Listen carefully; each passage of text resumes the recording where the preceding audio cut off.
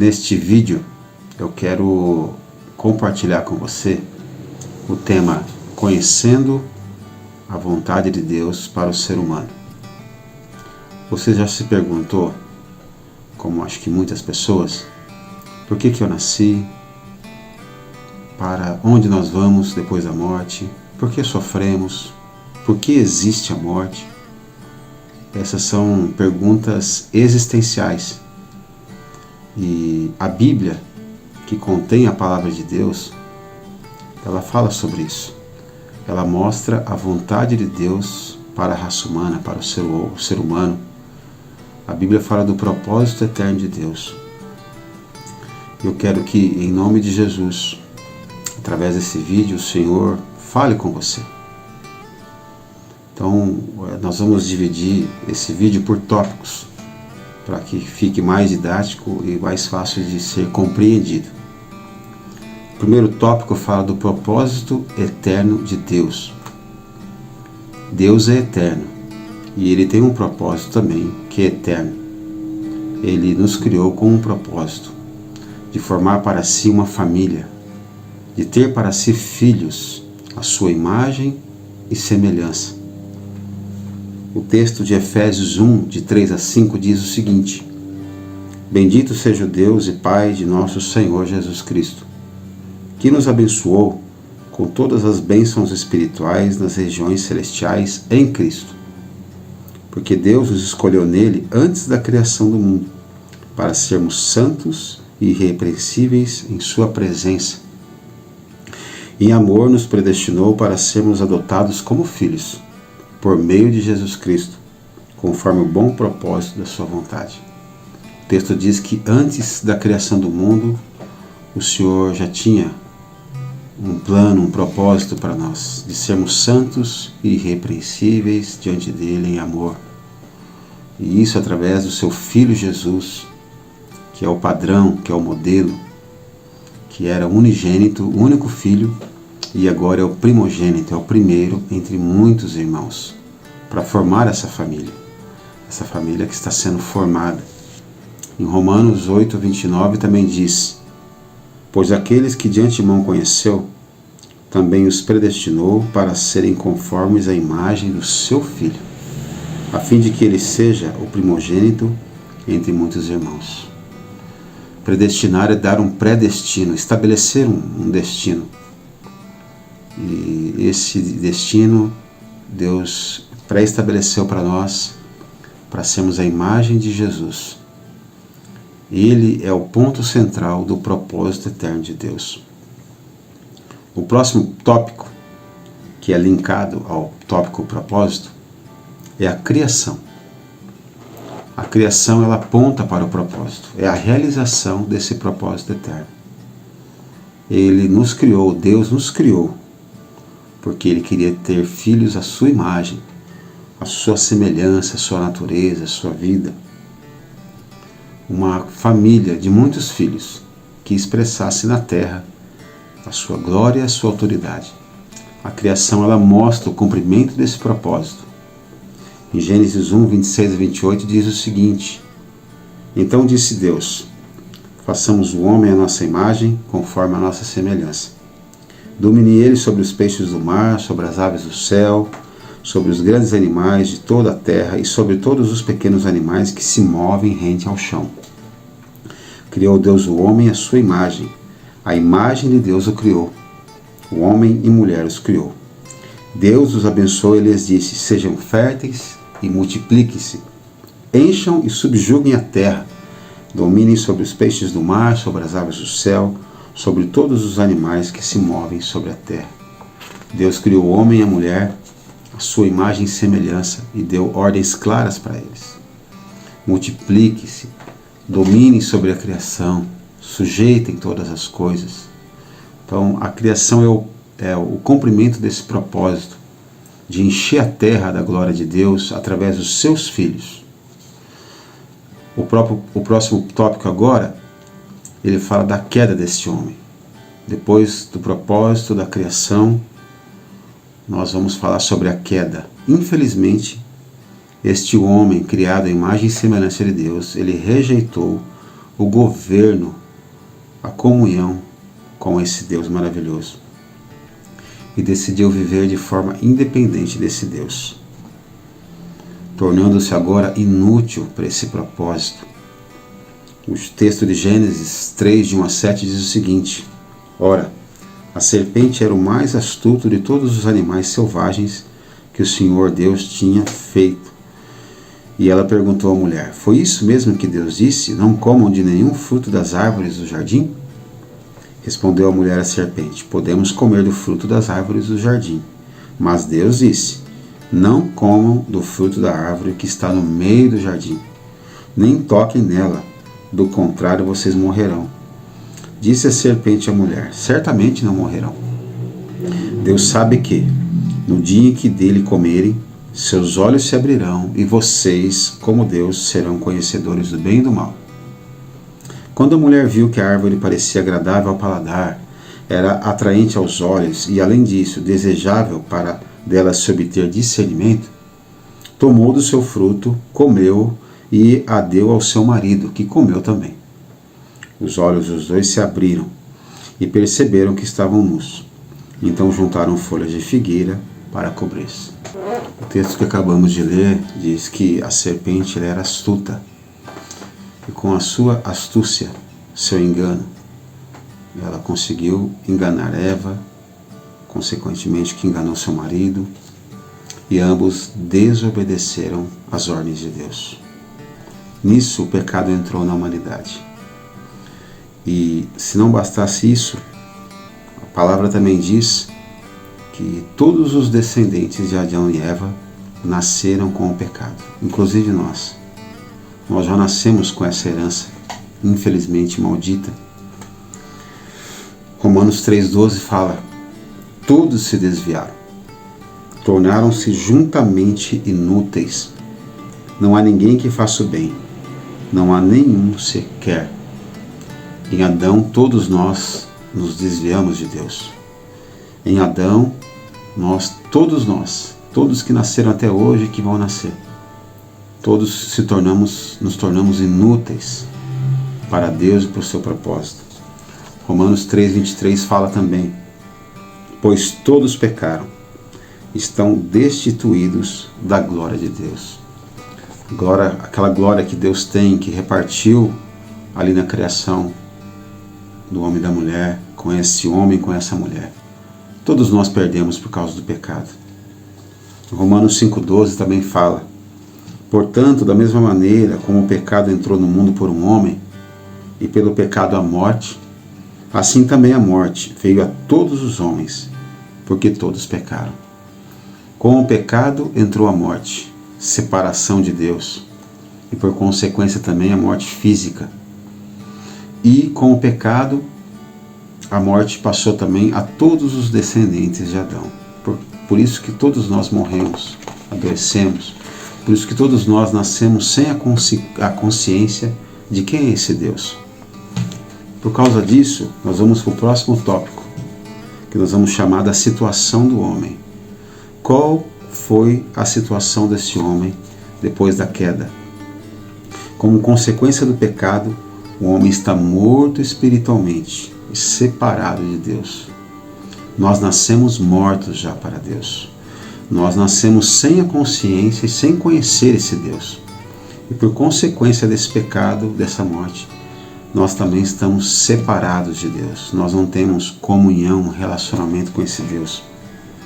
Isaías 59:1-2 diz o seguinte: Vejam, o braço do Senhor não está tão encolhido que não possa salvar, o seu ouvido tão surdo que não possa ouvir. Mas as suas maldades separaram vocês do seu Deus, e os seus pecados esconderam de vocês o rosto dele, e por isso ele não os ouvirá. O texto diz que Deus não muda. Deus está sempre pronto para ouvir. Deus é santo, ele não tem comunhão com o pecado. Mas foi o nosso pecado, o pecado dos nossos pais, Adão e Eva, que nos separaram desse Deus santo. Romanos 6:23 diz o seguinte também: O salário do pecado é a morte, mas o dom gratuito de Deus é a vida eterna em Cristo Jesus, nosso Senhor. Então essa é a situação do homem, culpado pelo pecado, separado de Deus, morto espiritualmente. Aí nós vamos para o próximo tópico agora, que se chama as tentativas do homem. Esse homem, sem a glória de Deus, separado de Deus, ele percebeu que fora de Deus ele não tinha realização, ele não tinha prazer, ele não tinha satisfação. Então ele buscou pelos próprios meios obter essa satisfação que só há em Deus, essa realização que só há em Deus. E essas tentativas do homem produziram religiões, produzem até hoje, produzem enganos cada vez maiores. É por isso que o homem tenta se satisfazer através do prazer, das boas obras e de tantas outras coisas. Efésios 2, 8, 9 diz o seguinte: pois vocês são salvos pela graça, por meio da fé. E isto não vem de vocês, é dom de Deus, não por obras, para que ninguém se glorie.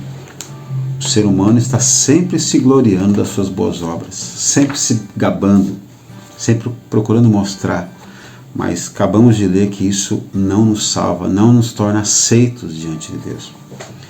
Deuteronômio 18, 9 a 14 diz o seguinte também: quando entrarem na terra que o Senhor, o seu Deus, dá a vocês, não procurem imitar as coisas repugnantes que as nações de lá praticam.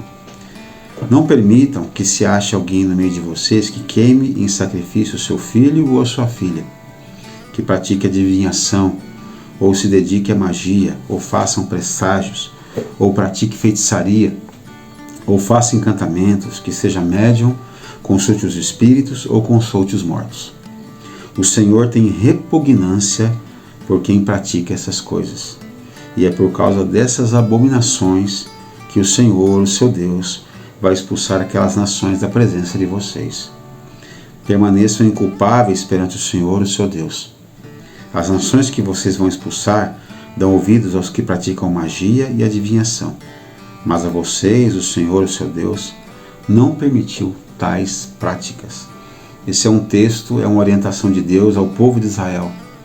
Mas ele mostra o que aquelas pessoas daquela época faziam e fazem até hoje, e que Deus considera como abominação. Consulta aos mortos, presságios, magia, adivinhação, sacrifícios humanos. O homem foi caindo e cometendo coisas cada vez mais terríveis que Deus não aprova. Essas são as tentativas do homem. Mas e agora? O que fazer com a raça humana? Aqui entra a solução de Deus. Deus não desistiu do seu propósito. Assim como Deus, o seu propósito também é imutável. Ele não muda. E Deus proveu a solução para essa separação, para esse problema da humanidade. A solução de Deus se chama Jesus, o seu Filho, que veio à Terra para cumprir esse propósito e nos resgatar de volta ao plano original de Deus, essa comunhão, esse relacionamento com Deus. Você já ouviu falar de Jesus, mas o Jesus que eu vou apresentar aqui é o Jesus da Bíblia. Eu vou apresentar aqui a vida de Jesus e a obra desse Jesus, que é mais que um mito, uma lenda. Ele é Deus.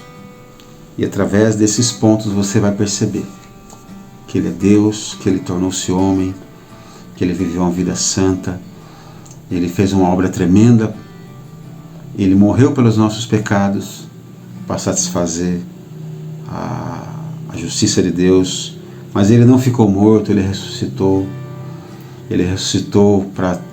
num corpo glorificado. Ele também foi exaltado por esse Deus e um dia Ele voltará. Então, o primeiro ponto da vida de Jesus é: Ele existia antes de todas as coisas. João 1, de 1 a 3 diz o seguinte: no princípio era aquele que é a palavra. Ele estava com Deus e era Deus. Ele estava com Deus no princípio. Todas as coisas foram feitas por intermédio dele, e sem ele, nada do que existe teria sido feito. Jesus existia antes de todas as coisas, e além dele existir antes de todas as coisas, foi por meio dele que Deus criou todas as coisas. Esse Jesus eterno, ele tornou-se homem.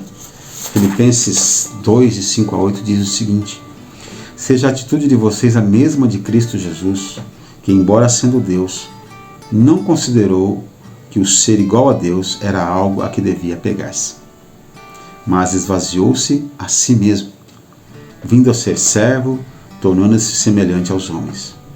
E sendo encontrado em forma humana, humilhou-se a si mesmo e foi obediente até a morte, e morte de cruz. João 1,14 também diz: aquele que é a palavra tornou-se carne e viveu entre nós.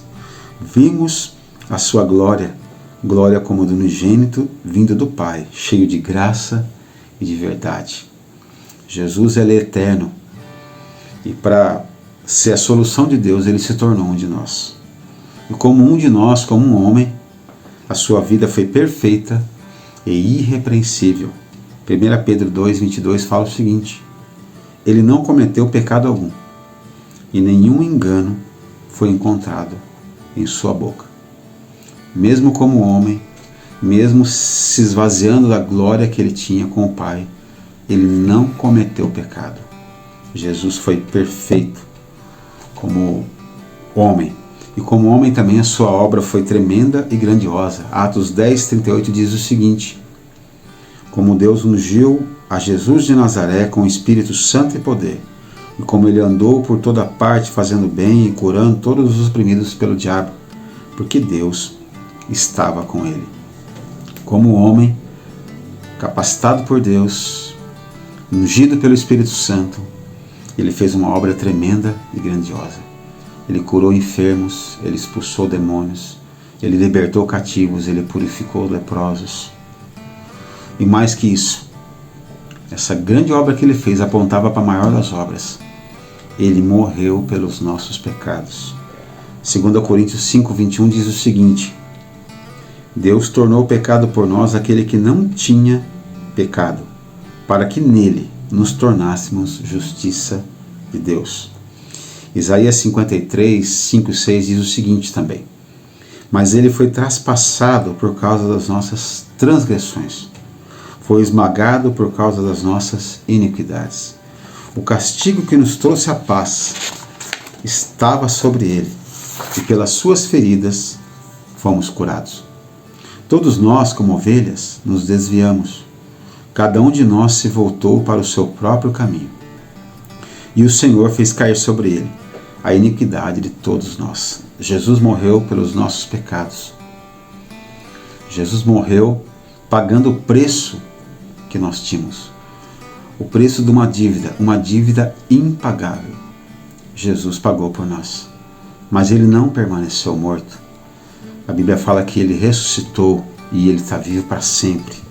Atos 2:24 diz o seguinte: mas Deus o ressuscitou dos mortos, rompendo os laços da morte, porque era impossível que a morte o retivesse. A morte não podia reter a vida. Jesus morreu pelos pecados da humanidade, mas ele mesmo não tinha nenhum pecado. Por isso que a morte não podia detê-lo. E ele ressuscitou para sempre. Além dele ressuscitar, Deus o exaltou. Ele foi exaltado. Atos 2:36. Portanto, que toda a Israel fique certa disso. Este Jesus, a quem vocês crucificaram, Deus o fez Senhor e Cristo. Aleluia. Ele é Senhor para sempre agora. Filipenses 2:9-11 diz o seguinte também: por isso Deus exaltou a mais alta posição. Ele deu o nome que está acima de todo nome, para que o nome de Jesus se dobre todo o joelho, nos céus, na terra e debaixo da terra, e toda língua confesse que Jesus Cristo é o Senhor, para a glória de Deus Pai. Aleluia. Jesus ressuscitou agora para ser Senhor de todos. Jesus é o nome que está acima de todos. E esse Jesus que foi exaltado acima de tudo e de todos, um dia ele voltará. Mateus 24:30 diz o seguinte: então aparecerá no céu o sinal do Filho do Homem. E todas as nações da terra se lamentarão e verão o Filho do Homem vindo nas nuvens do céu com poder e grande glória. Esse Jesus que foi exaltado, ele vai voltar um dia para buscar essa família que ele está formando. O próximo tópico agora que nós vamos falar é a porta do reino de Deus. Quando nós falamos porta, nós estamos falando de algo que divide dois ambientes. Quando você sai do ambiente para entrar em outro, nós chamamos por algo que se chama porta. E para entrar nessa família, para fazer parte do reino de Deus, existe uma porta também. Cada porta ela tem 3 batentes, 3 componentes. E a porta do reino de Deus ela também tem. Nós chamamos de arrependimento, o batismo nas águas e o dom do Espírito Santo. Em Atos 2,38, Pedro fala sobre isso. Pedro respondeu: arrependam-se, e cada um de vocês seja batizado em nome de Jesus Cristo para perdão dos seus pecados, e receberão o dom do Espírito Santo. João 1, 11 e 12 diz o seguinte também: veio para o que era seu, mas os seus o não receberam. Contudo, aos que receberam, aos que creram em seu nome, deu-lhes o direito de se tornarem filhos de Deus. Como eu faço parte dessa família? Como eu me torno filho de Deus? Eu preciso me arrepender da minha independência.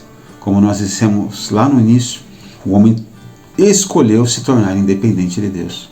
E o pecado entrou na humanidade, por consequência a morte entrou na humanidade. E agora em Jesus eu tenho a oportunidade de me arrepender, de mudar de direção, de mudar de vida, mudar de mente. Arrependimento é metanoia. Agora eu posso me voltar para Deus através de Jesus. Em Marcos 1, 14 e 15 diz o seguinte: passando por ali viu Levi, filho de Alfeu, sentado na coleteria e disse-lhe: siga-me. Levi levantou-se e o seguiu. A ordem de Jesus é: arrependa-se e siga-me. Aqui nesse texto, Levi, que foi um discípulo de Jesus, quando ele recebeu essa ordem de Jesus, a Bíblia fala que ele prontamente se levantou e o seguiu. Marcos 1, 15 diz o seguinte também: durante uma refeição na casa de Levi, muitos publicanos e pecadores estavam comendo com Jesus e seus discípulos, pois havia muitos que o seguiam. Muitos ouviram esse chamado de Jesus: segue-me, se arrependa, pare de viver para você mesmo e siga-me. Diante de tudo isso que nós falamos, o que você precisa fazer ao ouvir tudo isso? A primeira coisa é arrepender-se, nós já falamos. É você mudar de atitude. É deixar de ser independente de Deus, deixar de viver de acordo com o que você quer, como você quer, e passar agora a viver como Deus quer. Você não vai estar mais no controle da sua vida. Você se arrepende, você começa a seguir a Jesus, e é Ele que vai controlar agora a sua vida. Ele vai ser o seu dono, o seu amo, o seu Senhor, que em grego significa Kyrios, aquele que tem o controle, aquele que dá as ordens. Primeira coisa então é arrepender-se dos pecados e do pecado. O maior pecado, que é a independência, é querer viver apartado de Deus, fazendo suas próprias escolhas, seguindo o seu próprio caminho. A segunda coisa é que você precisa crer na vida e na obra desse Jesus que nós apresentamos aqui. É pela fé que você entra pela essa porta do reino de Deus. A fé é a chave que abre essa porta. Terceiro, ser batizado nas águas. Batismo significa mergulho. Se batizar é mergulhar na vida com Jesus. É você se unir a Ele pelo batismo, para que os seus pecados sejam perdoados, para que você morra para você mesmo e ressuscite com Jesus. E por último, você vai receber o dom do Espírito Santo, que é o poder de Deus, é o presente de Deus para te capacitar a viver essa vida que Deus quer. Jesus te ama e tem uma obra tremenda para fazer na sua vida. Que Deus abençoe, que fale com você, que você possa tomar essa atitude de se arrepender o mais rápido possível, porque não há tempo. Não há tempo fora de Jesus. Todos que estão fora de Jesus estão condenados, longe de Deus. Você precisa se arrepender, crer em Jesus, ser batizado nas águas em nome de Jesus, para perdão dos seus pecados, e você vai receber o Espírito Santo para você viver essa vida plena que Jesus tem para você. Que Deus te abençoe, que fale com você, e eu estou à sua disposição para falar mais desse Jesus glorioso. Deus te abençoe. Até mais.